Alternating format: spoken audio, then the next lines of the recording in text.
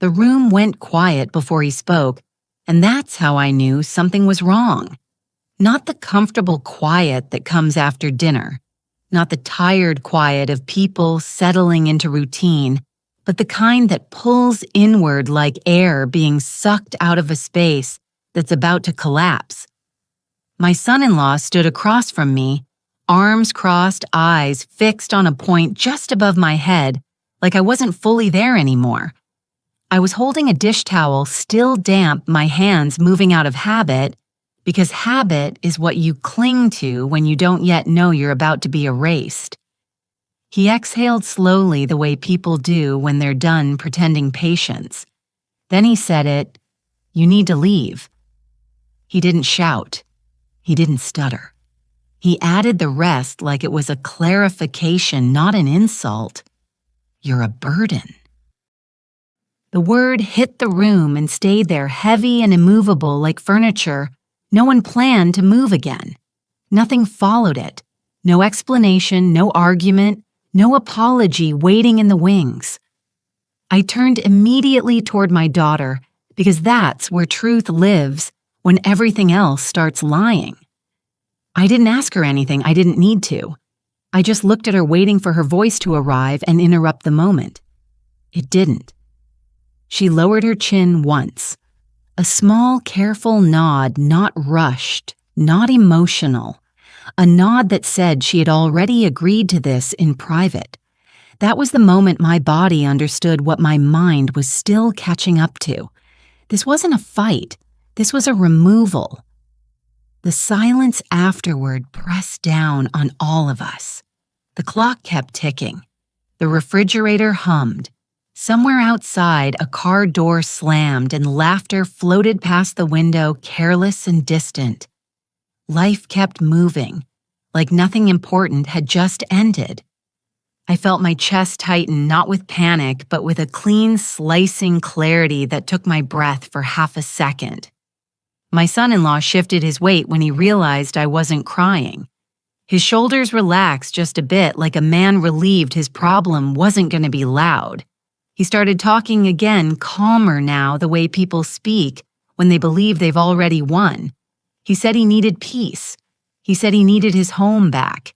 He said he and my daughter needed space to move forward as a family. He didn't raise his voice again because he didn't think he had to. He believed the decision was final. My daughter stayed seated at the table, hands folded tightly in her lap, eyes fixed on the wood grain like studying. It would keep her from having to own what she had done. I noticed things in that moment I will never forget.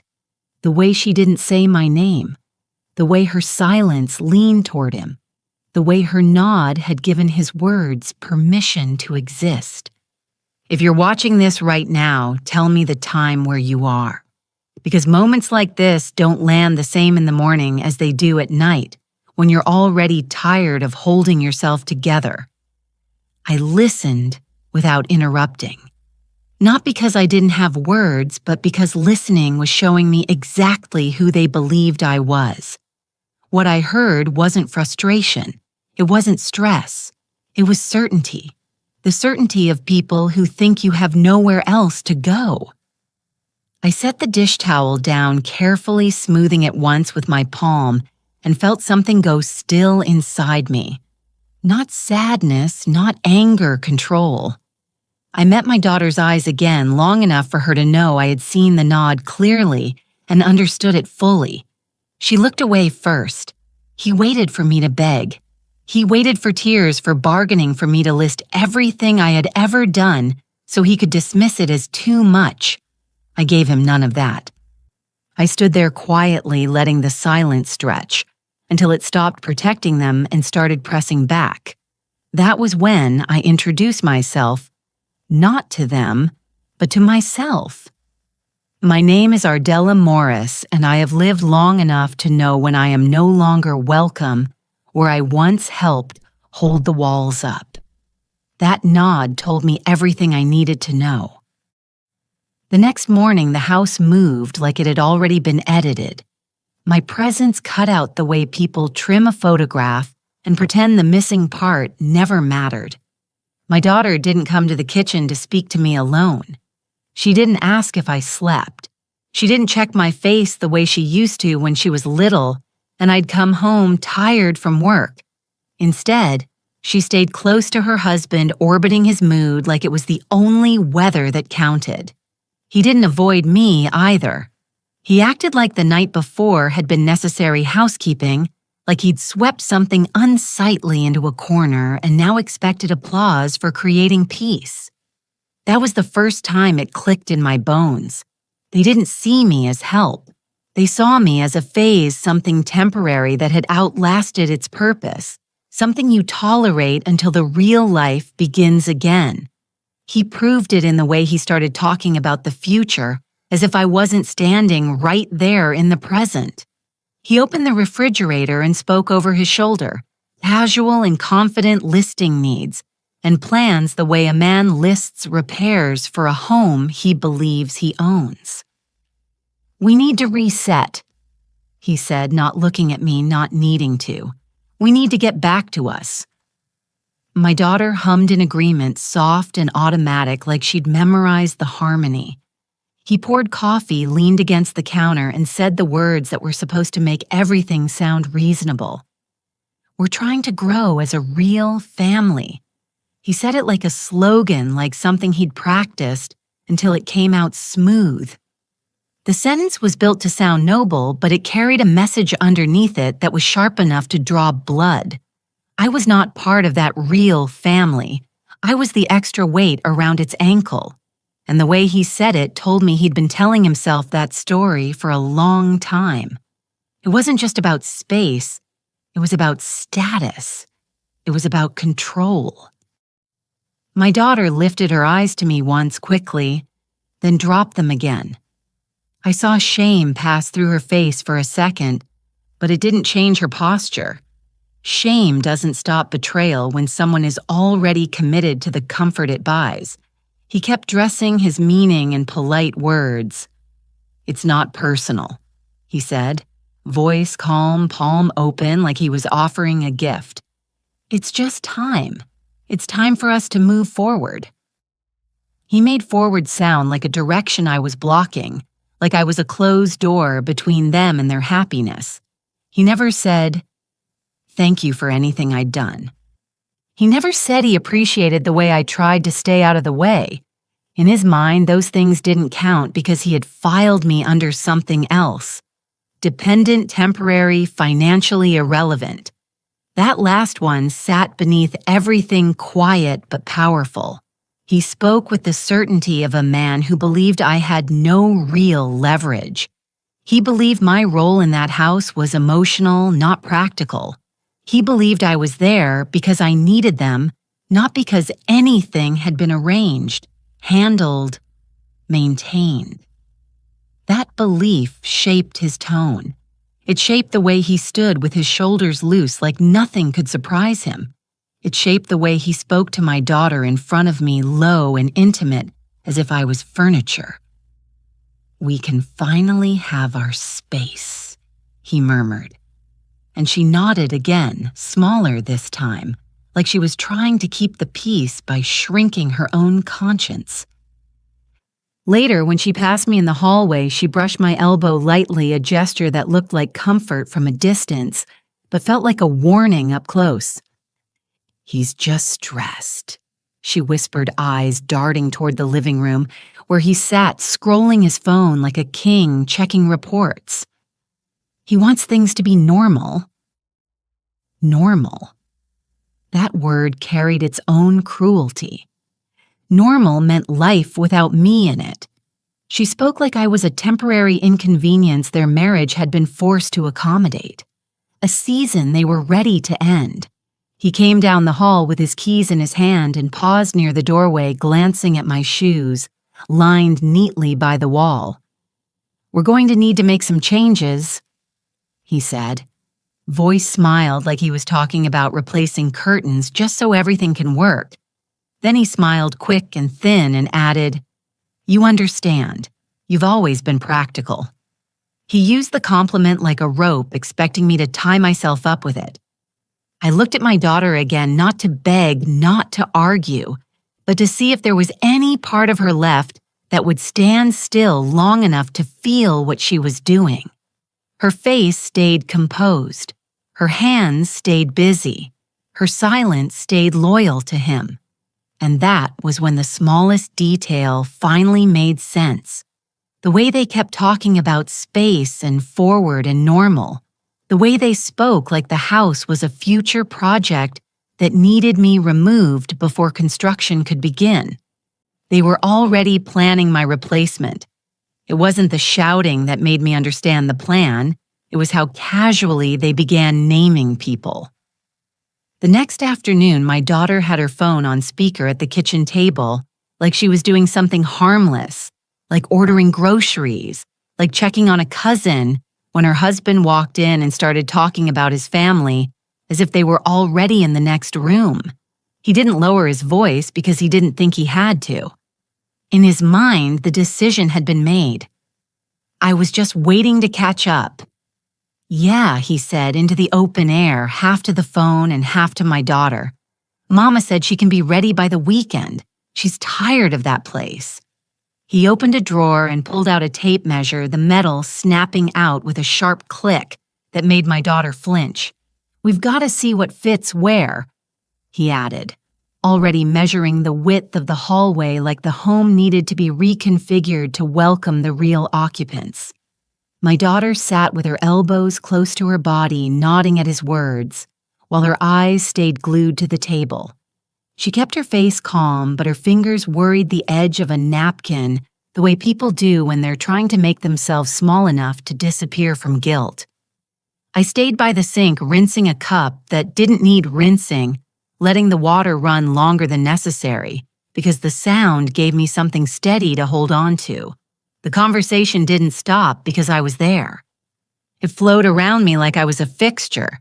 "His sister needs a fresh start," my daughter said softly, like she was reciting a reason instead of admitting a choice. She didn't look up when she said it. Her husband laughed short and satisfied. "It'll be good for everybody." He replied, "It's family." That word always comes out smooth when someone is using it as a weapon. He turned to me, then not to include me, but to perform fairness. "It'll only be for a while," he said, voice gentle in that way that feels like a hand on the back, guiding you toward the door just until they get on their feet. He said it like my own feet didn't matter, like my stability was negotiable, but theirs was sacred. My daughter's phone chimed and she glanced down, reading a message, then quickly tilted the screen away from me. Even though I hadn't moved closer, that little motion told me everything about how long this had been discussed without me. They weren't planning out loud for the first time. They were confirming arrangements. The rest of it came in fragments dropped into conversation, like everyone involved already understood the rules. "Mama don't like stairs," he said, flipping a kitchen chair around and sitting in it backward, arms resting over the back like he owned the space. "So we'll give her the downstairs room." Downstairs room. He didn't say guest room. He didn't say spare room. He said it like it had already been assigned. My daughter's lips parted, as if she wanted to correct him, to remind him that it wasn't his to give away like that. But the words never came. She swallowed them. "What about your brother?" she asked instead, voice quiet, careful. He waved his hand. "He can take the other room or the couch. He don't mind. He just needs somewhere to land. Somewhere to land." That phrase floated through the room like an excuse dressed up as necessity. My daughter nodded. Her eyes slid toward me, once quick, fearful, then away again. It wasn't eye contact. It was a check, like she needed to make sure I was still absorbing this without making a scene. I set the cup down and dried my hands slowly, not because I was calm, but because I refused to give them the satisfaction of watching me break. In that moment, I realized the house had stopped being treated like a home the second they decided it could be used. A home holds memories. A home holds boundaries. What they were describing wasn't a home. It was a resource, a container, a place to distribute like a favor. My son-in-law opened the pantry and started shifting things, stacking my canned goods higher, pushing my familiar items to the back as if making room for someone else's preferences. "Mama don't eat that," he muttered, moving a box of my tea aside. "She likes the other kind." He said it casually like I was already gone and the rearranging had begun. My daughter laughed once nervously. "The sound too thin to be real. We'll make it work," she said. Her husband stood stretching his arms like a man finishing a good day's work. "We just need space," he repeated. And this time he didn't bother to make it sound kind. "Everybody's going to be under one roof. It's how it's supposed to be. Under one roof, not my roof, not our roof, just a roof. Like it belonged to whoever could claim it loudest." My daughter reached for her phone thumb, hovering over the screen, and I caught a glimpse of a group chat name before she tilted it away again. Family Move. She didn't see me see it. She looked at her husband, then at the back, down at her hands. He called out toward the living room. "We'll start clearing space tomorrow," like he was giving an order to a crew. No one asked me what I wanted. No one asked where I would go. They spoke like the house was already theirs. That night, after they went to bed, the house finally sounded like what it was. Quiet settled sure of itself. The refrigerator hummed. The heat clicked on and off. Somewhere in the living room, a small clock kept a steady rhythm like a heartbeat that didn't care who felt welcome and who didn't. I stood alone in the hallway for a long time with my arms folded, staring at the guest room door. They had started calling mine, listening to the soft, even breathing that drifted from my daughter's bedroom. There was no shouting now, no tape measure snapping open, no bold talk about clearing space, just the aftermath of what they had already decided pressed into the walls like smoke. And in that quiet, something in me settled into a cold kind of understanding. The reason they spoke so freely was because they thought I had never been anything but a dependent body in a spare room. They didn't know the truth because I had trained myself for years to keep truth tucked away where it wouldn't disturb the peace. I had done that long before my daughter married him. I did it when she was a teenager and needed help without wanting to feel like she owed me. I did it when she moved into her first apartment. And I quietly bought the things she pretended she'd already handled. I did it when she cried over bills, and I slid money into an envelope and left it on the counter like it had always been there. I wasn't raised to announce what I carried. I was raised to carry it. Loud generosity was never my style. The older I got, the more I believed that if you loved somebody, you made their life lighter without making them kneel to thank you for it. That belief had kept my home calm for decades. It had also taught people to take my calm for granted. In the kitchen, I opened the drawer where I kept my personal things, the ones nobody touched, because they didn't know they mattered. Not jewelry, not anything fancy. Paper receipts, a folder with a rubber band around it, edges worn from being moved from place to place over the years. I didn't pull it out to plot anything. I pulled it out because seeing it reminded me who I was before I became extra. I sat at the table and ran my finger along the folder's spine like it was the outline of a truth I had refused to speak. My daughter had never liked conversations about money. Even when she was young, she'd get uncomfortable eyes darting away, shoulders tightening as if numbers could accuse her. So I learned to help without making her face it.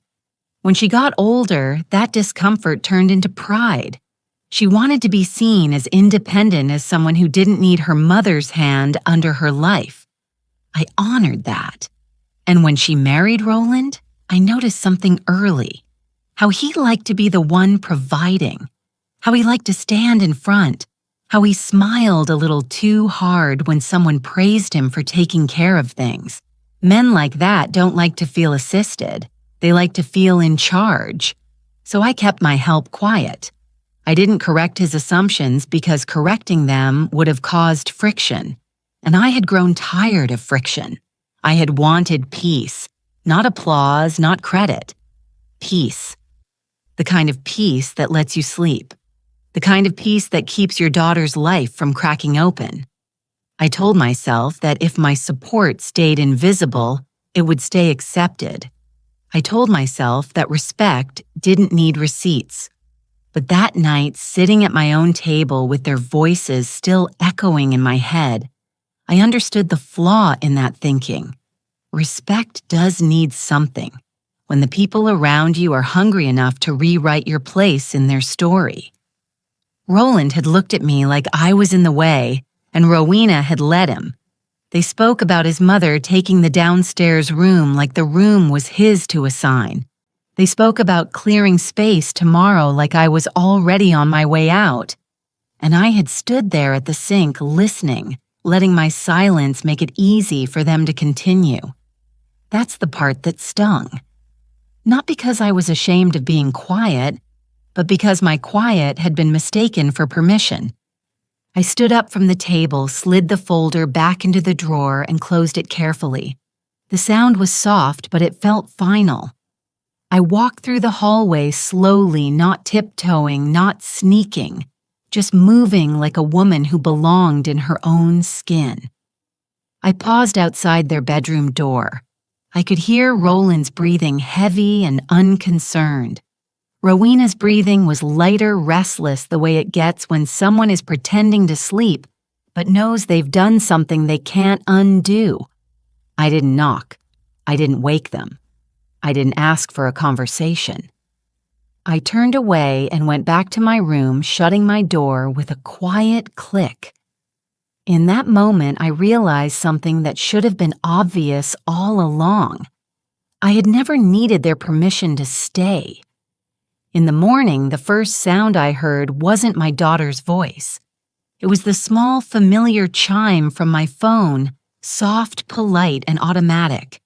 A reminder that didn't care who had called me a burden the night before. I sat on the edge of my bed and looked at the screen without rushing. The way you look at something that has been too long before your feelings caught up. The notification wasn't dramatic. It was the kind of message people stop noticing when life is stable. Payment, scheduled confirmation, pending routine, uninterrupted. I stared at it until the words settled into my chest, not as panic, but as proof. Then I stood up, smoothed my nightgown down, and went to the kitchen where the light came in, clean through the blinds. Rowena was already there, hair pulled back, moving carefully like she wanted the day to be normal badly enough to erase what had happened. She didn't greet me with warmth. She greeted me with caution. "Morning," she said, eyes on the counter, voice too measured. Roland walked in behind her, already dressed, already confident, keys in his hand, like he was heading out to handle important things. He glanced at me, gave a brief nod, and went straight to the coffee maker without asking if I wanted anything. That was the new arrangement. I existed, but I didn't count. What they didn't know was that I had been counting all along. Not in a petty way, in a survival way. I'd handled the rent from the beginning because the beginning had never been as solid as they liked to pretend. When Rowena first called me crying about her lease being denied, she didn't say denied. She said complicated, like the word itself could soften what it meant. I didn't ask questions that would embarrass her. I didn't scold. I simply asked for the office email and told her I would help her get it sorted. That's what mothers say when they're about to carry something heavy without making a sound. I spoke to the leasing office the same day, calm and clear. And by the end of the call, the problem had a solution. The solution was me, not my pride, not my opinions. Me, my steady record, my documentation, my willingness to do what needed doing, so my daughter could keep her face. I didn't stand in the living room and announce it afterward. I didn't make Rowena repeat it to Roland. I set it up, then I stepped back. That's how I've always moved. Quiet help doesn't ask to be seen. It just shows up in the form of stability people assume they earned. I set up automated payments because I didn't want reminders to turn into arguments. I didn't want late fees to become blame. I didn't want Rowena's marriage to start sounding like a collection notice. So I made sure the rent happened like a heartbeat, regular, unseen, dependable. Month after month, the money left my account on schedule and the home stayed warm, lights on, doors steady. And not once did either of them ask how it was being paid. Not because they forgot, because people don't question what they think they own. Roland spoke like a man who believed he had built the roof over his head with his own hands. He carried himself like the provider even when he didn't know what was keeping the ground from shifting beneath him. Rowena let him believe it because it made her life easier. It kept peace in her marriage. It let her avoid uncomfortable conversations. My quiet made their illusion possible. That's what hurt the most, standing there in my kitchen, watching them treat me like a temporary inconvenience, while the proof of my presence sat inside my phone, humming along like it always had. I opened my banking app slowly, not to threaten anyone, but to remind myself what reality was. The rent line sat there clean and simple. No bold letters, no exclamation points, just a number attached to a date. $7 on $500. I said it out loud once softly to myself. $7,500. Not angry, not proud, just factual. Roland laughed at something on his phone and showed Rowena a clip. Both of them smiling like the house hadn't just turned cold for me. I watched her smile while her shoulders stayed tense, watched how she still avoided my eyes, like eye contact would force her to acknowledge what she was allowing. In that moment, I understood the danger of assumptions. They assumed I had nowhere to go. They assumed I couldn't move without them. They assumed I was only a mouth to feed and a body to manage. They assumed they could replace me with his family like swapping furniture. And they assumed, most dangerously of all, that the house belonged to their will, not to what was written. Assumptions are dangerous when paperwork exists. That evening, the house took on the careful, staged quiet people use when they want to pretend something didn't happen. Roland sat on the couch with the television low, scrolling on his phone between commercials, like his mind had already moved on. Rowena moved around the kitchen with a brittle kind of purpose, wiping counters that were already clean, straightening items that didn't need straightening, busying herself with the kind of chores people cling to when they don't know how to apologize. Every now and then, she glanced at me quick and uncertain, like she was checking whether I had become dangerous. Not loud dangerous, the kind of dangerous that comes from a woman who stops reacting the way you expect. I stayed in the dining room with a small lamp on the rest of the room dim. I wasn't hiding. I wasn't sulking. I was simply sitting still, listening to the way their voices rose and fell without ever reaching for me. Roland laughed once, not kindly, just amused at something on his screen. "See," he said to my daughter, holding up the phone. "This what I'm talking about. People be letting folks run over them and then crying after." He didn't say my name, but the message slid across the room like a knife that didn't need to touch skin to cut. Rowena gave a small sound in response, half agreement, half discomfort, and kept wiping. The air felt thick with the things she wouldn't say. I could have argued. I could have stood up and reminded them of every quiet sacrifice every early morning, every time I had swallowed my own pride to keep her life smooth. I could have told Roland that I had been the one making the foundation steady while he strutted around believing he owned the ground. The words rose in my throat more than once, hot and ready, but I held them back. Not because I didn't have the right to speak, because speaking would have given them the kind of scene they could use to paint me as the problem. Roland wanted a reaction. He wanted proof that I was emotional unstable too much. He wanted to point at my hurt and call it drama. I refused to hand him that. Silence is not weakness when it's chosen. Silence is strategy when you understand the room you're in. Rowena finally came to me when the dishes were done and the kitchen lights were off. She didn't sit across from me like an adult owning her choice. She hovered near the edge of the doorway, arms folded, voice lowered like she was afraid of being heard. "Mama," she said, and even that sounded unfamiliar coming out of her mouth, like she hadn't used the word with sincerity in a while. I looked up at her without softening my face. She swallowed.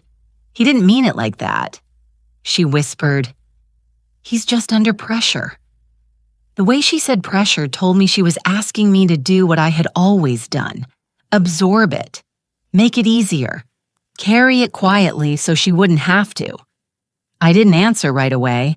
I let the silence sit between us not as punishment, but as a mirror. She shifted her weight from one foot to the other. Her eyes flicked toward the living room where Roland sat, then back to me.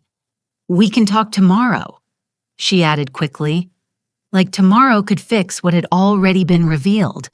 I heard the desperation under her words, not desperation to protect me, desperation to restore balance, because my calm was the thing that kept her world from wobbling. "Rowena?" I said softly and watched her shoulders tighten at the sound of her name, like it made her accountable. She leaned forward slightly as if waiting for me to reassure her. I didn't. I let my gaze rest on her face until she looked away again. That told me everything about how much of her was still mine. "You should get some sleep," I said. Voice even. No warmth, no anger, just a sentence that closed the conversation. She stared at me confused, like she had expected me to bargain for love. "That's it," she asked, the words slipping out before she could stop them. I nodded once, a small nod, the same size as the one she had given Roland. She flinched at the reflection of herself. "Good night," I said, and turned my attention back to the lamp, to the quiet, to my own breath. Rowena stood there for another second, then retreated down the hall. I heard their bedroom door open and close. Roland's voice drifted out, low, pleased. "See?" he murmured. "Told you she gone. All right." He said it like he had tamed something, like he had won. A little while later, the house settled into sleep. I passed their door once and heard Roland's breathing deep and steady, the breathing of a man who believed the problem had been handled. Rowena's side of the bed stayed quieter, lighter, like she was awake under the covers, staring at the ceiling with guilt she didn't know what to do with. I went into my room and sat on the edge of the bed without turning on the overhead light. My phone lay on the nightstand, screen dark, silent, full of facts that didn't need my voice to be true. I could have fought them with words. I chose something else. They thought silence meant surrender. Morning arrived like nothing had changed, and that was the part that hardened me. The light came through the blinds the same way. The floorboards made the same soft complaint under my feet. Roland's alarm went off, then stopped. Then the house fell into that brief lull before people decide who they're going to be for the day. I sat on the edge of my bed, with my robe tied tight, phone in my hand, and listened to the sounds down the hall. Water running a drawer, opening Rowena's steps, moving lightly, like she didn't want to wake a problem. Nobody knocked on my door. Nobody came in to talk. Nobody asked if we were going to address what had been said. Silence had become the new agreement, and they were comfortable with it because they believed it belonged to them. I didn't pray for strength in that moment. Strength wasn't what I needed. I needed clarity. I unlocked my phone, scrolled past messages I didn't feel like answering, and found the contact I had saved months ago from a church sister who once told me, "Baby, if you ever need movers, don't play with these little boys and their pickup trucks. Call somebody who does it right." I pressed the number and put the phone to my ear. The woman who answered sounded awake and busy already, the kind of voice that makes you sit up straighter. "Good morning. This is dispatch," she said. I told her my name, my address, the size of the job, and the time frame. I didn't tell her why. I didn't offer a story. I didn't say my daughter betrayed me or that my son-in-law had called me a burden like he was throwing trash out. I spoke the way I always speak when I'm doing something that needs to be done. "I need a crew today," I said. 2 men minimum. 3 if you have them. I need careful hands. I have furniture boxes and some things that can't be replaced. She asked if there were stairs. I answered. She asked if there was an elevator. I answered. She asked what time I wanted them there. I looked at the clock and chose a time that didn't give anyone room to negotiate with me. 10, I said, and I'll need a truck. She didn't hesitate. "We can do 10, she replied. "We'll send an email confirmation. You'll get a text when they're en route." I thanked her, ended the call, and sat still for a second, listening to my own breathing. My hands were steady. My chest felt tight, but not with fear, with containment. The kind of feeling you get when you've closed a door inside yourself and locked it. I opened my email and watched the confirmation land. It came with a subject line that looked harmless to anyone else.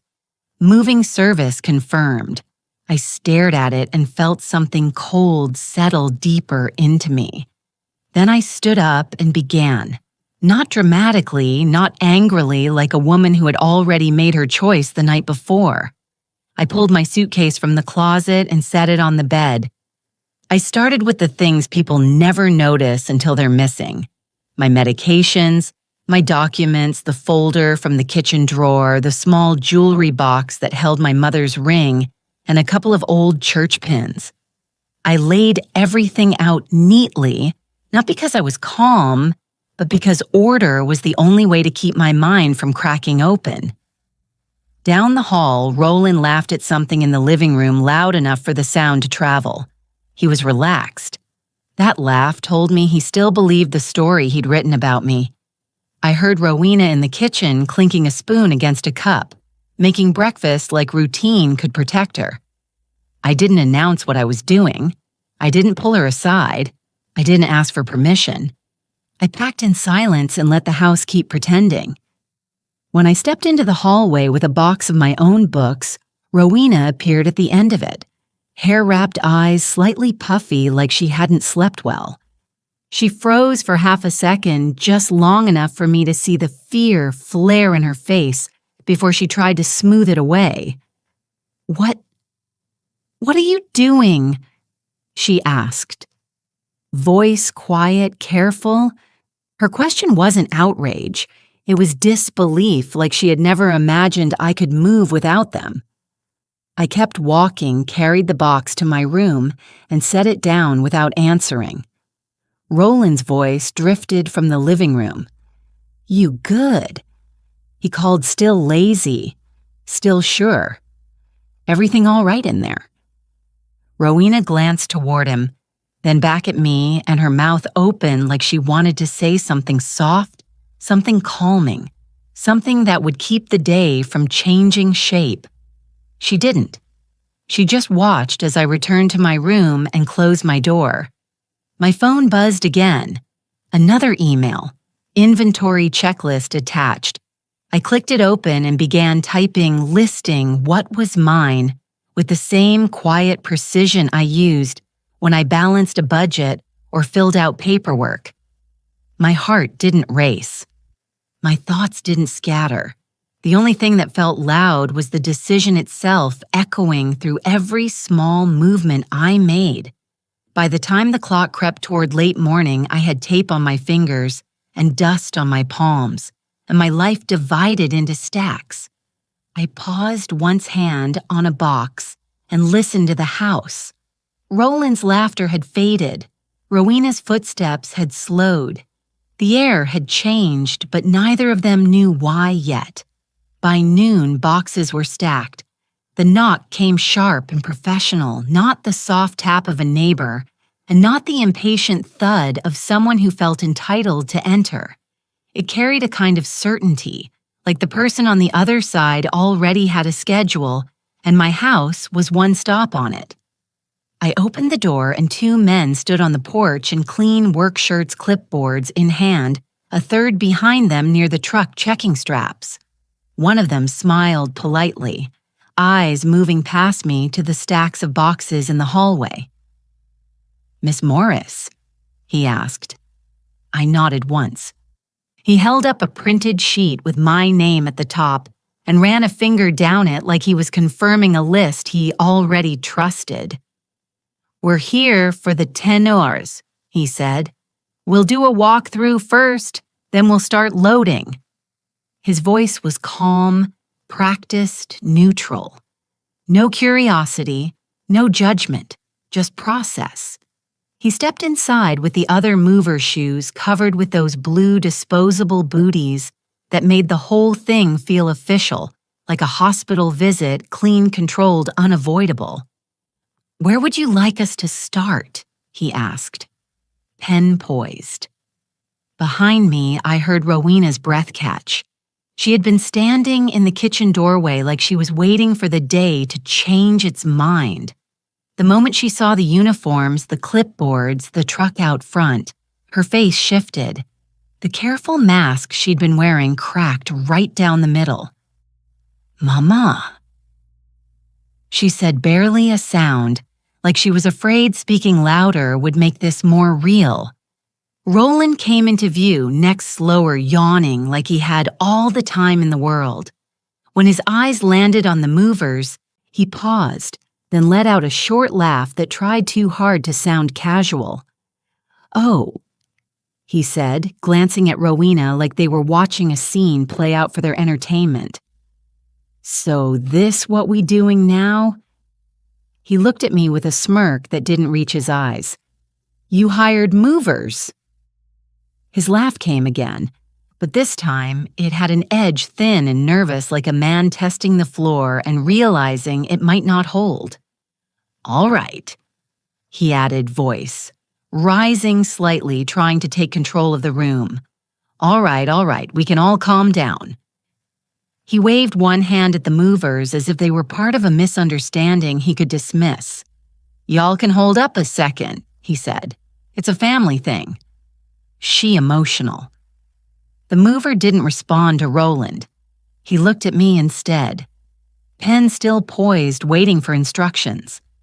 That quiet respect, that simple choice to address me and not the loudest man in the room, hit Roland in a way he didn't expect.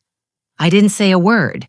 I stepped aside and gestured toward my bedroom, then toward the dining room boxes, then toward the hallway closet where I'd stacked sealed bags. The mover nodded, making small marks on his sheet. "Bedroom first," he said to his partner, "then dining." Rowena's hands went to her mouth, then dropped. She walked 2 steps into the hall like she might physically block the process, then stopped herself, eyes flashing toward Roland again, as if waiting for him to fix it. Roland tried to keep smiling.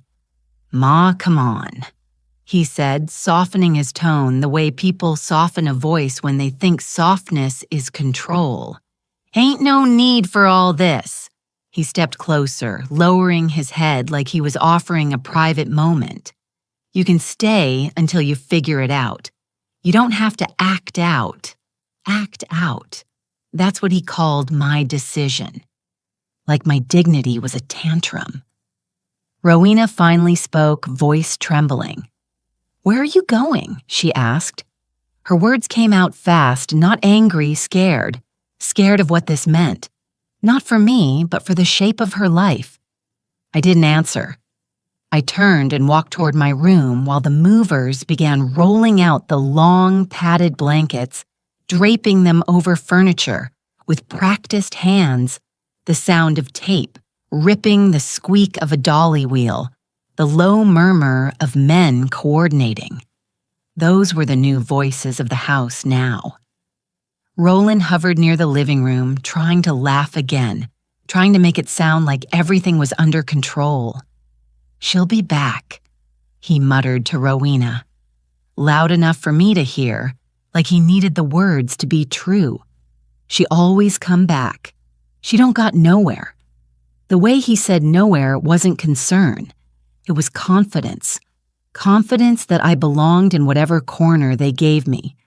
Confidence that the world outside their house would swallow me.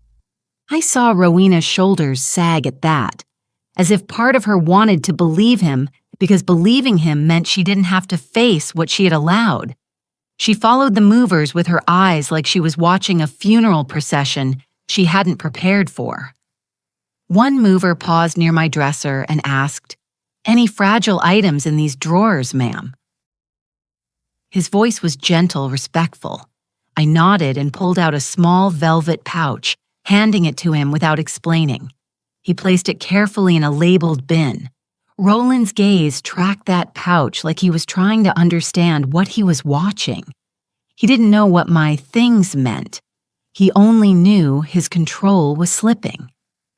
When the movers carried the first large item, a chair I'd sat in every morning for years, Roland stepped forward automatically, then stopped himself uncertain. Rowena's eyes filled, but no tears fell. She looked like a woman watching the last proof of her childhood leave the house and realizing she had helped push it out. Roland cleared his throat, tried again. "This is extra," he said, forcing a chuckle. "You being extra for no reason." He looked at the mover like he expected an ally. The mover didn't look back. He just kept working. The truck door outside opened with a metallic groan. Something heavy thudded into place. The sound echoed through the house like punctuation. Roland's smile slipped for the first time. His eyes narrowed not with anger, but with calculation, like he was trying to figure out what I knew that he didn't. Rowena's phone buzzed on the counter. Then Roland's, he pulled his out, glanced down, and I saw his posture change before he even spoke. His shoulders stiffened, his mouth tightened. Rowena's face drained when she saw his expression. "Who is that?" she whispered. Roland didn't answer her. He stared at the screen thumb hovering, then swiped to answer with a forced brightness that didn't match his eyes. "Hello," he said. The voice on the other end spoke long enough for his face to shift again, and he glanced toward me like the call had found me through him. Then the leasing office called, not me. Roland turned his back toward the hallway like he didn't want the movers to hear him panic. He stepped into the living room, lowering his voice the way people do when they think control lives in volume. "Yes, this is Roland Simmons," he said, forcing a polite tone. "How can I help you?" The voice on the other end wasn't angry and wasn't impressed. It sounded like a person reading from a screen, steady and practiced. The kind of voice that doesn't care who feels important in their own home. I couldn't hear every word, but I watched Roland's face react to what he did hear. The way his eyebrows pulled together, the way his mouth tightened, as if he just tasted something bitter. Rowena drifted closer, phone still in her hand, eyes wide with questions she didn't want to ask out loud. Roland glanced at her, once then covered the phone's microphone with his palm like he could hide reality behind his hand. "They askin' about you," he whispered sharply. Rowena blinked. "About me," she mouthed. Roland listened again, nodding too quickly. "Yes," he said into the phone. "She lives here. That's my wife." He paused, then his posture stiffened. "No," he corrected, voice losing its softness. "My mother-in-law.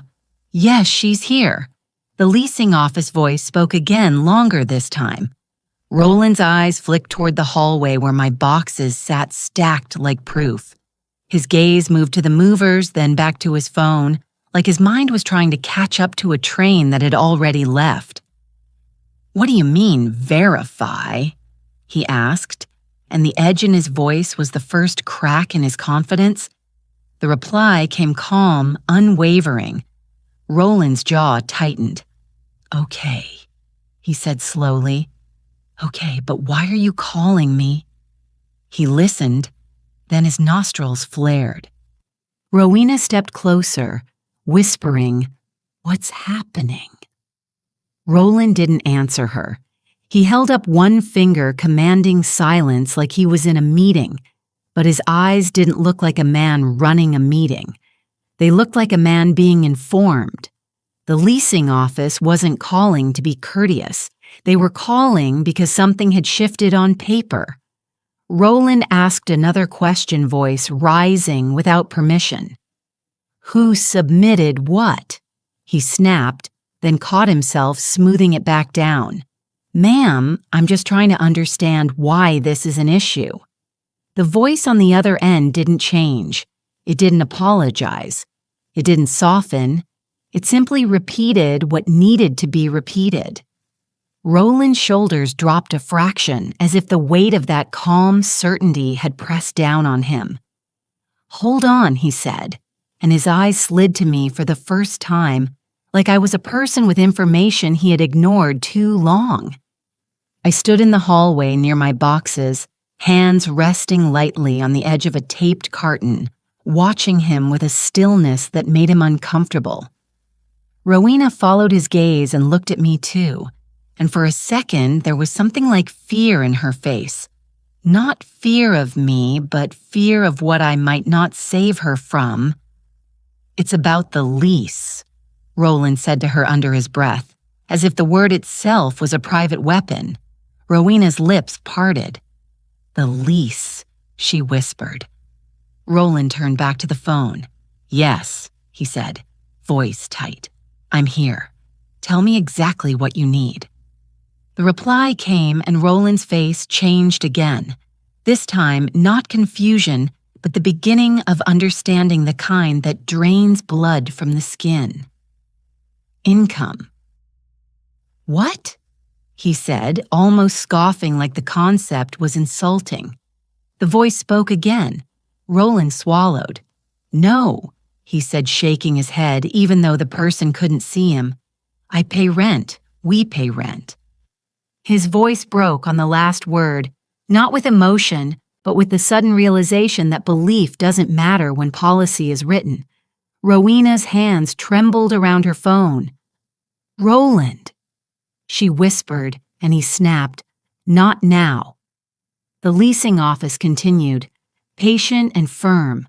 I caught fragments in the spaces between Roland's reactions. Words like qualification occupancy review, not said like threats, said like facts. Roland's face tightened as if each word was another nail. "So you're saying—" He began, then stopped listening again. His eyes widened slightly. Her name, he repeated, and his voice came out lower, almost careful. "L." He glanced at me again, and I saw the first true fear in him. Not fear of confrontation, but fear of something outside the room, something that didn't care about his tone. He moved a step toward the hallway phone still pressed to his ear, and for the first time he looked at my stacked boxes like they weren't just belongings. He looked at them like they were a decision with consequences. Rowena stepped closer to him now, no longer trying to pretend. "What are they saying?" she asked, and her voice cracked on the last word. Roland lifted his palm toward her without looking. A silent command to stop speaking, but his own breathing had changed, shorter, tighter. The leasing office voice spoke again, and Roland nodded automatically like his body had decided compliance was safer than argument. "Yes," he said, voice strained. "She is moving out. That's what this is." He paused, Then his face tightened hard.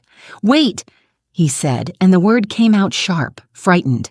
"If she's leaving, then why are you?" He stopped mid-sentence, listening as if the answer could change. If he held still enough, the voice on the other end didn't change. Roland's hand dropped from covering the microphone. He wasn't hiding anything anymore. He was trapped in it. Rowena's eyes stayed on him, begging, confused, ashamed. Roland's gaze stayed on me, and he looked like a man realizing he had been living in a story he made up because it felt good. The leasing office didn't care about stories. They cared about what was signed and what was verified. They explained it plainly, not cruelly. I was the primary income qualifier. Any change in who lived there required reapproval. My removal from the lease would automatically trigger a review. That review would decide whether the household still qualified without me. Roland's throat worked as he swallowed. He tried to speak again, but the words didn't come out clean. And in that moment, the entire house seemed to lean toward the phone, waiting to hear what his pride had never bothered to learn. Their voices changed when my name disappeared. They arrived like the decision had already been stamped, not hesitant, not calling ahead to check. They pulled up in 2 cars, one right behind the other, as if timing was part of the plan. I saw them through the front window while a mover carried out my lamp, the shade wrapped in plastic like it was being protected from chaos. The first car stopped close to the curb, and a woman stepped out with a purse tucked under her arm and a look on her face that said she expected to be welcomed. The second car's trunk popped open immediately, and 2 men began lifting suitcases out like they were unloading at a hotel. There were cardboard boxes, too, taped labeled in bold marker, stacked like certainty. Rowena stood in the hallway with her hands pressed together, knuckles white. Roland was near the living room phone, still in his hand, moving like his body didn't know where safety was anymore. He had tried to laugh after that call. He had tried to act like it was just a misunderstanding, just an office thing, but his eyes had been darting ever since. And now, when he saw the cars, he didn't smile. He stiffened like a man realizing the audience had arrived before he had figured out the script. The doorbell rang. It wasn't a friendly ding. It was firm, expectant.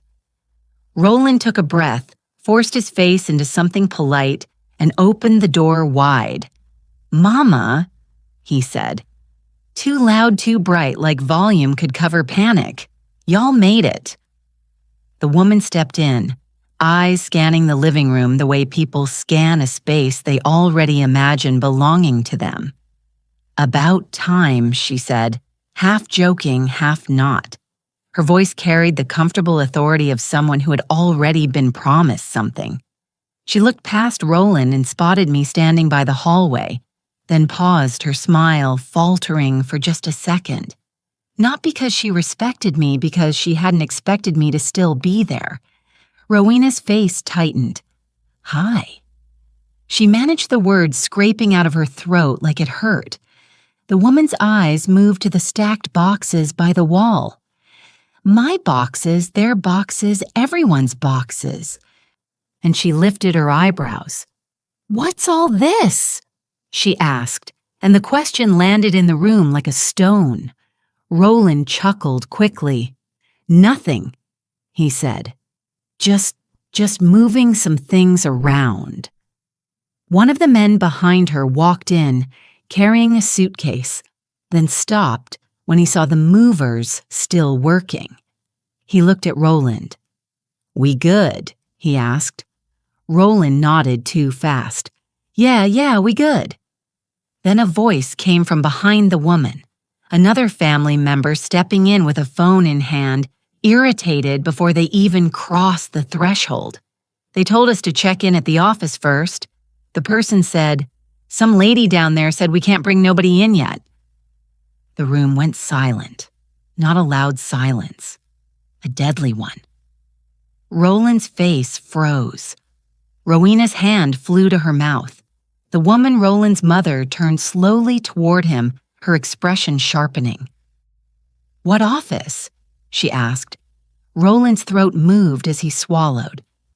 "It's nothing." He tried again, but the words sounded thin now, like tissue over a crack. The person with the phone held it up. "It ain't nothing," they said. The leasing office said occupancy is capped.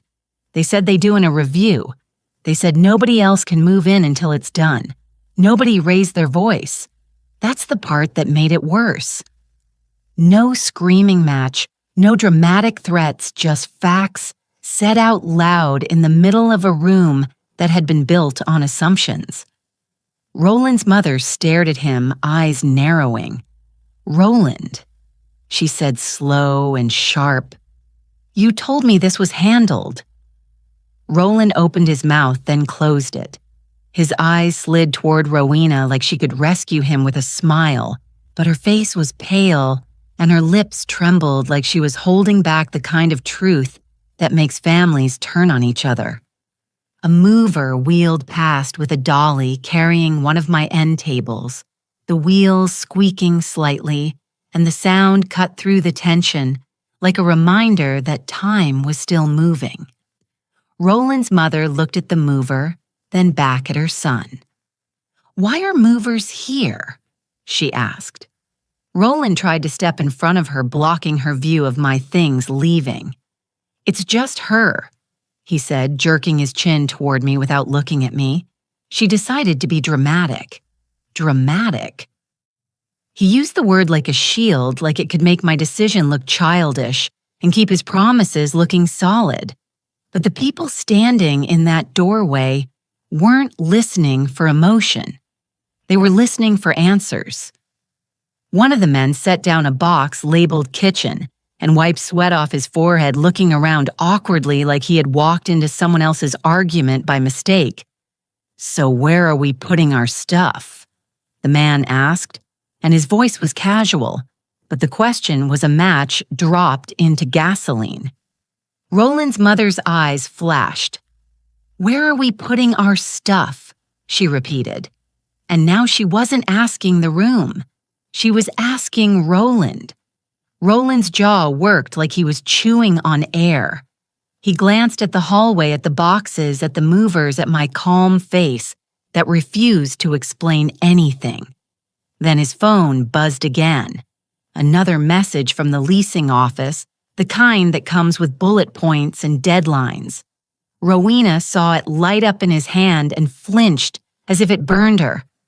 Roland's mother stepped closer to him, lowering her voice, and that quiet made it colder. "You brought us here without a place," she said. "You made us pack without a guarantee." Roland's confidence crumbled in real time.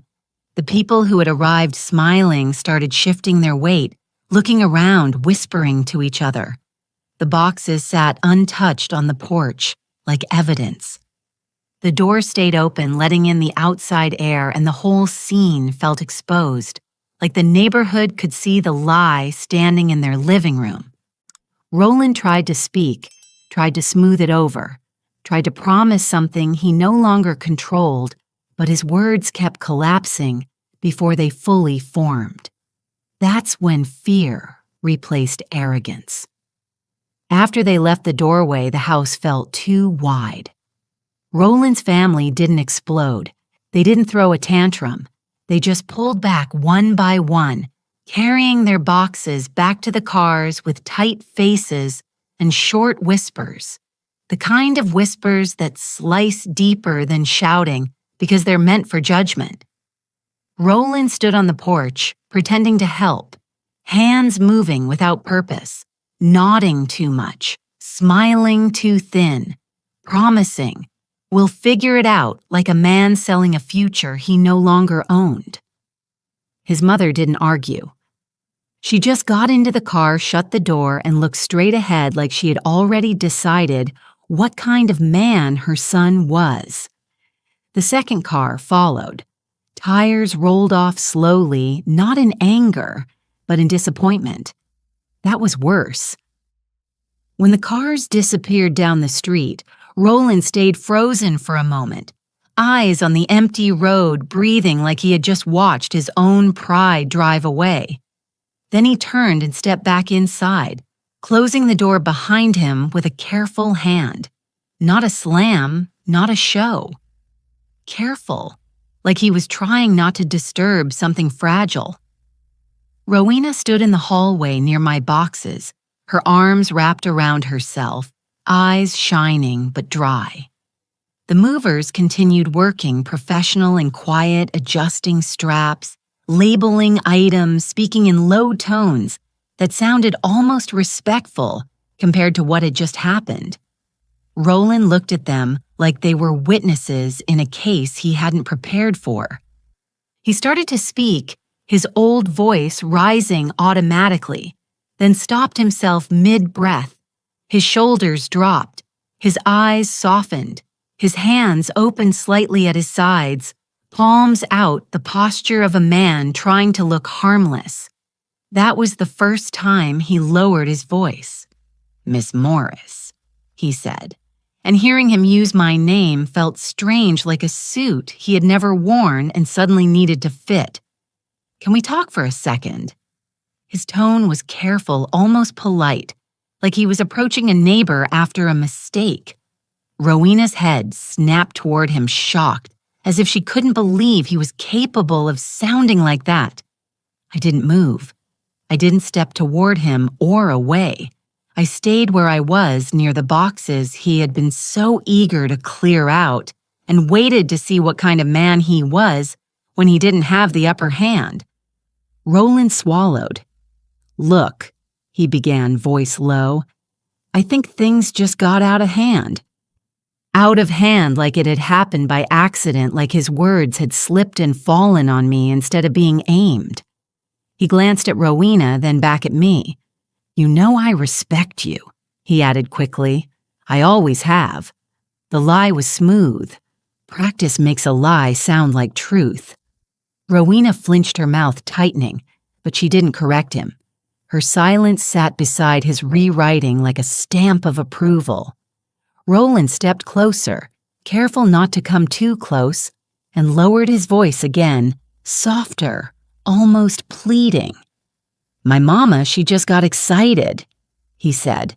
"They misunderstood what I meant. I didn't mean nobody was moving in like that. Not right now, not right now." The phrase was slippery.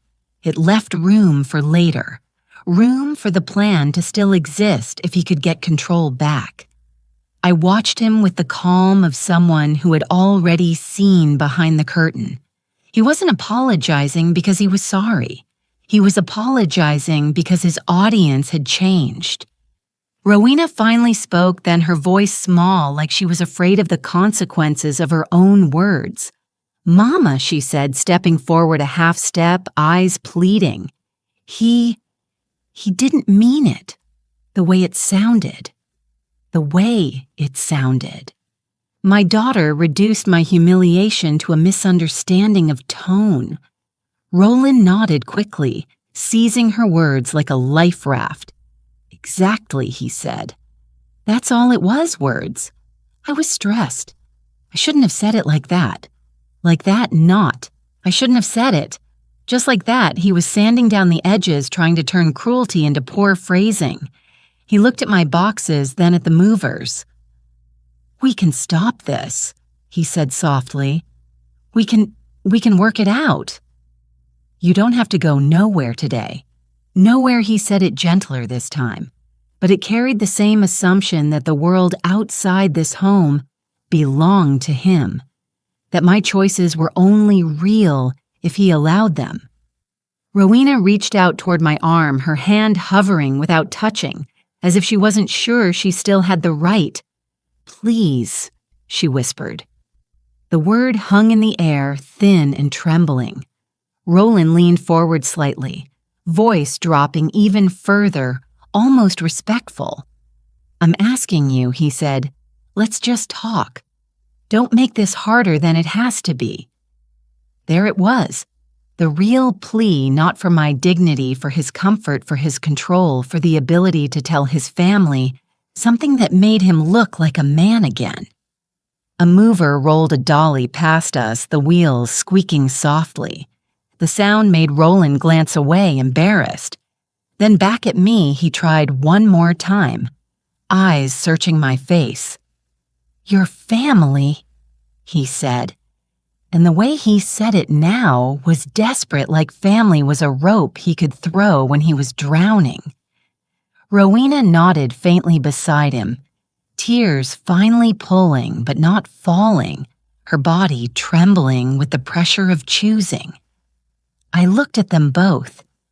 The man who had called me a burden, the daughter who had nodded along. And I felt something inside me go quiet and clean, like a room swept out after a storm. Roland waited. Rowena waited. The movers waited, hands resting on straps, watching without watching. And I didn't give them what they wanted. I didn't argue. I didn't comfort. I didn't forgive. I didn't explain. I didn't respond. The next message didn't come with emotion. It came the way consequences always come when they're real, quiet-typed, and impossible to argue with. Roland's phone buzzed first, then Rowena's, then mine. A moment later, because the leasing office didn't care about who was embarrassed in the living room or who had begged in the hallway. They cared about records. They cared about what was filed. They cared about what still qualified. I watched Roland's face as he opened the email, the light from the screen washing him pale. He read the first line, and his mouth tightened. He scrolled faster than he meant to, like speed could change the words. Rowena leaned over his shoulder, eyes flicking back and forth, one hand gripping the back of the couch, so hard her knuckles turned white. The movers were finishing the last load outside the truck door, clanging shut like punctuation. And inside the house, the air felt thin, as if the building itself knew something had shifted. Roland swallowed and tried to speak, but his voice came out wrong. Too small, too dry. "This don't make no sense," he muttered more to himself than anyone else. Rowena's eyes narrowed on the screen. "What does it say?" she whispered, though she was already reading it. Roland's thumb hovered over the phone like he wanted to call and argue. He didn't. Something in him understood. Finally, that arguing with a system is like arguing with a wall. The email laid it out in plain language. Not rude and not kind, just clean. The household had to meet income requirements based on the current occupants. Any change in occupancy required reapproval because I was listed as the primary qualifier. My removal triggered a lease review, and until that review was completed, no additional occupants could be added. It didn't stop there. It gave options the way systems do, like a menu of consequences, each one cold. One section explained that if the household could not meet the income threshold without me, the lease could be adjusted with a higher monthly amount, subject to approval, and the new amount would have to be accepted in writing by a deadline. Another section explained that if the qualification could not be met and the revised terms were not accepted, a formal notice would follow outlining an eviction timeline. Another section stated clearly that even if they qualified, occupancy limits still applied, and any attempt to add more adults without authorization would be a violation. Roland stared at the screen like he was trying to find the part where someone said, "Just kidding." Rowena's lips trembled. "So what do we do?" she whispered. Roland's eyes darted toward me, and for a second, his old instinct returned. The belief that I would step in, that I would smooth it over, that I would carry the weight, because carrying weight was what I did. I didn't move. I stood near the doorway with my purse in my hand, calm enough to make him angry, quiet enough to make him afraid. Roland turned back to the phone, jaw tight. "We call them," he said, voice rising. "We tell them he stopped because there was nothing to tell, nothing emotional to add. No story that would make the policy bend. The email wasn't asking for a conversation. It was giving deadlines. Rowena read further, her eyes widening as she reached the part that listed dates and required responses. "They want a response by," she began. Then her voice caught. She looked at Roland like the words on the screen had turned him into a stranger. "They want proof," she whispered. Proof, that word landed hard in a house that had been living off assumptions. Roland finally tapped the number at the bottom of the email and held the phone to his ear. When someone answered, he forced his voice into polite. "Hi, this is Roland Simmons," he said, a little too bright. "I just got an email about a review. I think there's been a mistake." The person on the other end didn't argue. They didn't defend. They didn't soften.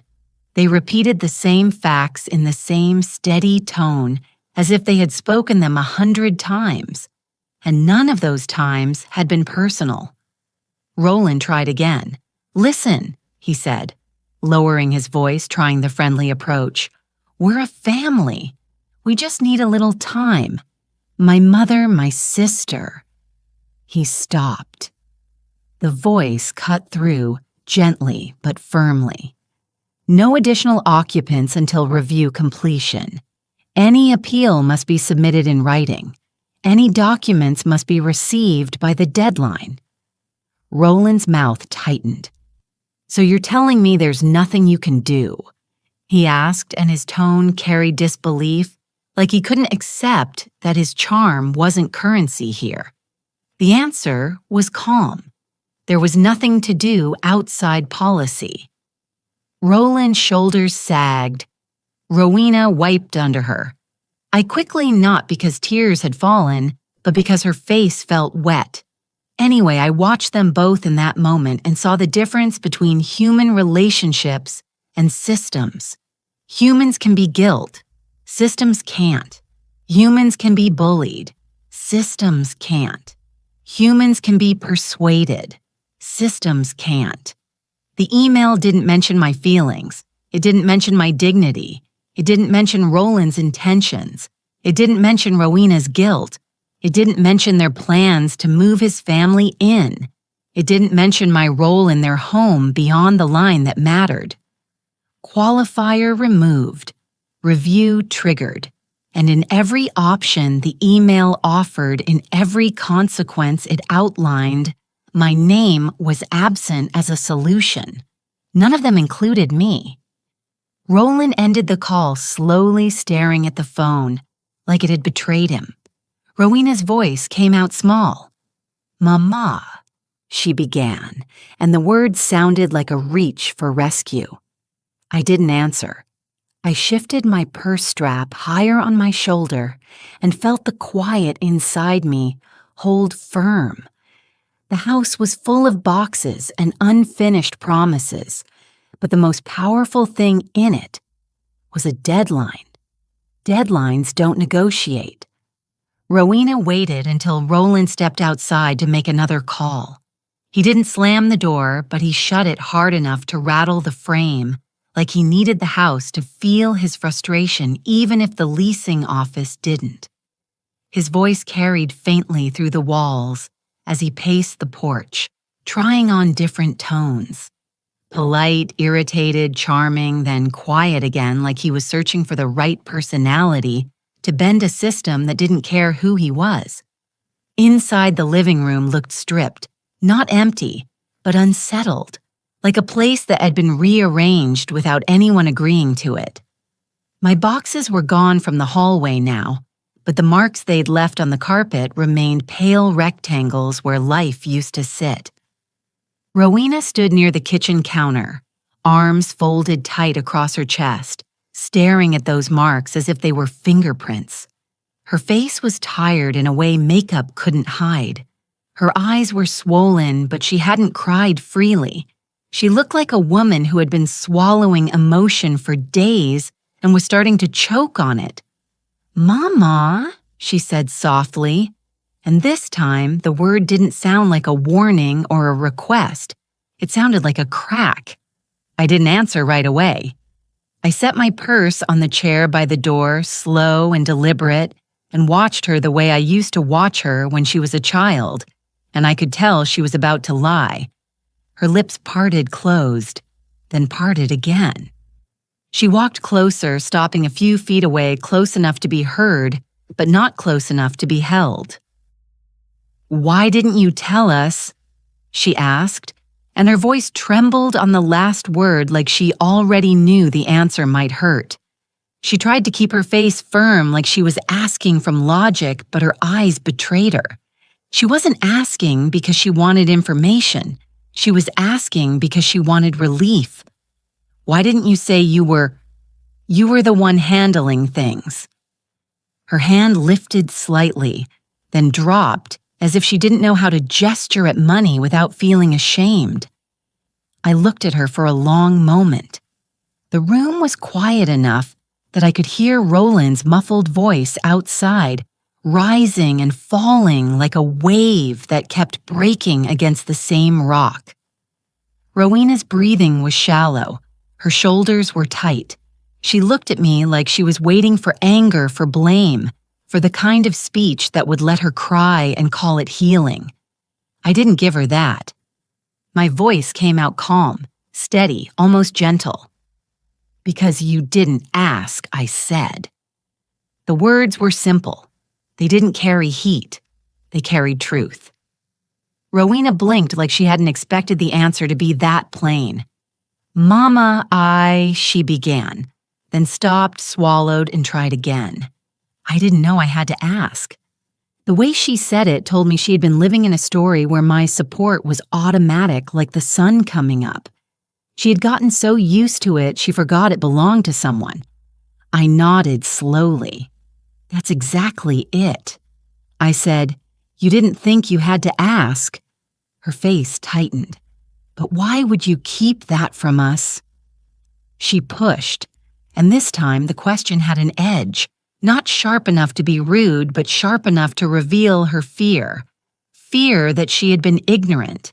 Fear that she had been careless. Fear that she had let her husband make decisions with half the truth. I kept my voice even. "I didn't keep it from you," I said. "I carried it quietly." Rowena's eyes filled now, tears finally sitting on the edge of falling. "You could have told Roland," she whispered, and her voice broke on his name like it hurt to say it. I watched her carefully. Would he have listened? I asked. Not as a challenge, not as an argument, just a fact placed gently on the table. Rowena's mouth opened, then closed. Her silence answered me. I continued, still calm. "Your husband likes to feel like the foundation," I said. "And you let him, so I didn't embarrass him." "I didn't embarrass you." Rowena shook her head slightly, tears sliding down now, quiet and uncontrolled. "But look what happened," she whispered. "Look where we are." Her hands lifted in a helpless gesture toward the living room, toward the walls, toward the air full of consequences. I nodded once. "Look where we are," I repeated softly. And that repetition wasn't cruel. It was final. Rowena's voice rose just a little desperate now. "You knew this could happen," she said. "You knew you leaving would trigger all of this, and you didn't warn me." The accusation tried to form, but it fell apart halfway, because even she didn't believe I owed her a warning. After the way she had nodded when I was called a burden, I stepped closer not to comfort her, but to make sure my words landed where they needed to land. "Rowena," I said quietly, and she looked up, eyes wet, face raw. When a man stands in your mother's face and tells her to leave and you nod, you don't get to ask later why your mother didn't rescue you. My voice stayed steady, but the sentence cut clean. Rowena's lips trembled. She tried to speak, but nothing came out. She wiped her face with the back of her hand like a child, then looked down. Outside, Roland's voice rose suddenly, frustrated, then dropped again, defeated. Inside, Rowena's shoulders shook once a small tremor of regret. "I didn't think," she whispered. I nodded slowly. "I know," I said. "That's why this happened." She looked up again, eyes pleading for one last thing. For me to tell her it would be okay. For me to promise I'd fix it. For me to be the old version of myself. I didn't. I just watched her calm and present and let her sit with what she had chosen. Some lessons cost shelter. The morning I left the house felt like it was holding its breath. The air inside was too still, the kind of stillness that comes after a storm has passed. But the damage is still wet. The living room looked ordinary at a glance.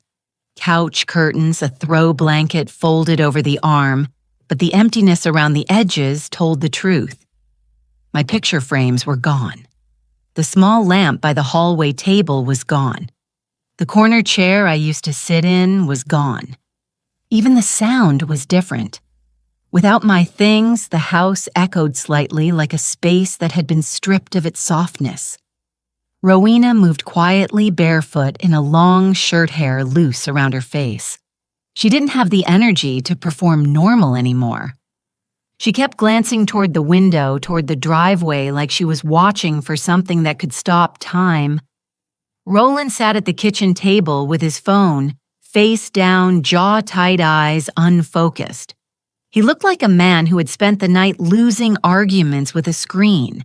Every few minutes he picked the phone up, checked something, then put it back down like it was heavy. He didn't greet me. He didn't apologize. He didn't shout. He didn't know what version of himself would work on me anymore. So he chose silence and hoped it would look like dignity. I walked through the hallway, slowly carrying my purse and my small overnight bag, not because I was weak, but because I refused to rush, as if I was being chased out. I paused by the doorway to the living room and glanced at the space where my things had been. Not with nostalgia, with recognition. This was what it looked like when kindness was removed. A room can still be furnished and feel hollow. Rowena stepped into the hall as I passed. Eyes, red lips parted like she had been rehearsing something all night. "Mama," she said, and her voice cracked immediately. The sound of her own brokenness startled her. She cleared her throat and tried again. "Mama, please." The rest of the sentence wouldn't come. She didn't know what she was asking for. Forgiveness, rescue time, a different ending. Roland's chair scraped softly against the tile as he stood, and I felt the shift behind me before I turned. He didn't approach with anger. He approached carefully like a man stepping around broken glass. "Miss Morris," he said, keeping his voice low as if volume was the reason everything had fallen apart. He tried to smile, but it didn't hold.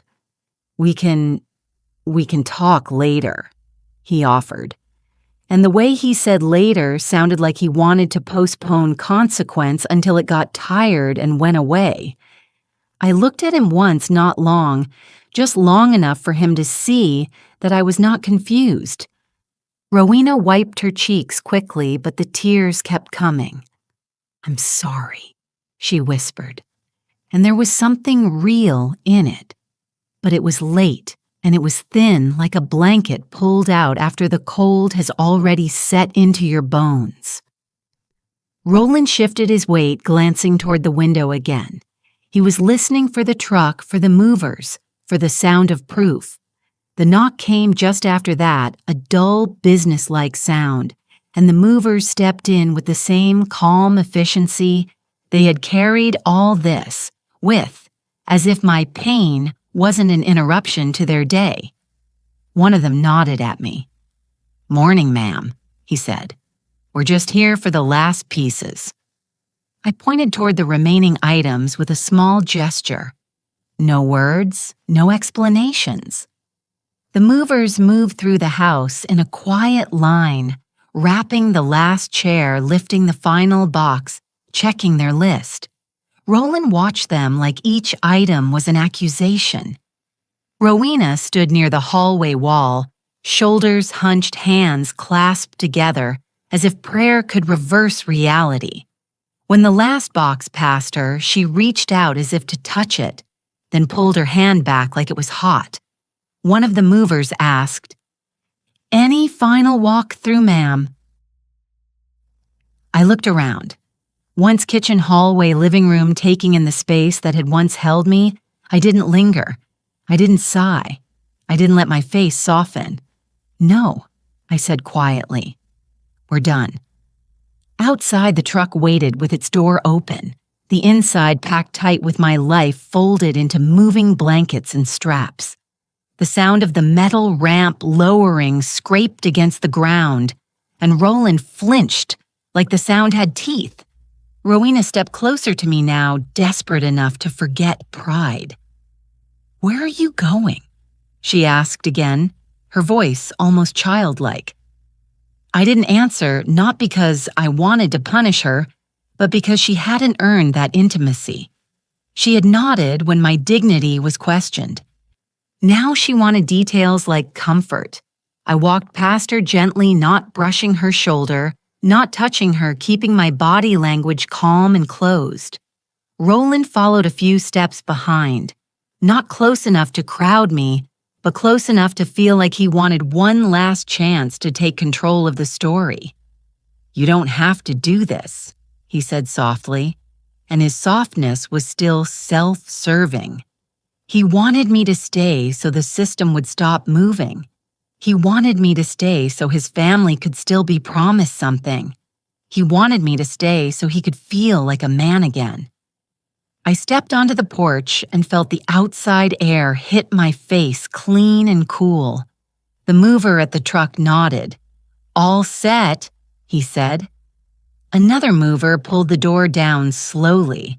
The metal groaned. The latch clicked. That sound was final, not dramatic, just done. I adjusted my purse strap, walked toward the passenger side of the truck's cab, where they'd offered me a seat, and felt Rowena's gaze on my back like a weight. I didn't turn around. I didn't wave. I didn't offer a last sentence that would let them feel forgiven. I didn't look back. The first night in my new place, I slept through the dark, like my body had been waiting years for permission to rest. No footsteps in the hallway that weren't mine. No tension in the air from someone else's mood. No careful, quiet design to keep a marriage from cracking. The room smelled like fresh paint and clean linen. And the silence here didn't feel heavy. It felt honest. I woke up before sunrise out of habit, sat on the edge of the bed, and listened. The only sound was the soft hum of a unit outside and the faint rustle of curtains shifting when the air moved. I made myself tea, set it on the counter, and stood there looking out at a parking lot that held nothing familiar and everything safe. Peace isn't loud. Peace is not having to brace your spirit before you walk into your own kitchen. By mid-morning, my phone started doing what phones do when consequences begin to spread. Buzzing in short bursts, names, flashing calls, coming back to back, then stopping, then starting again. I didn't answer the first three.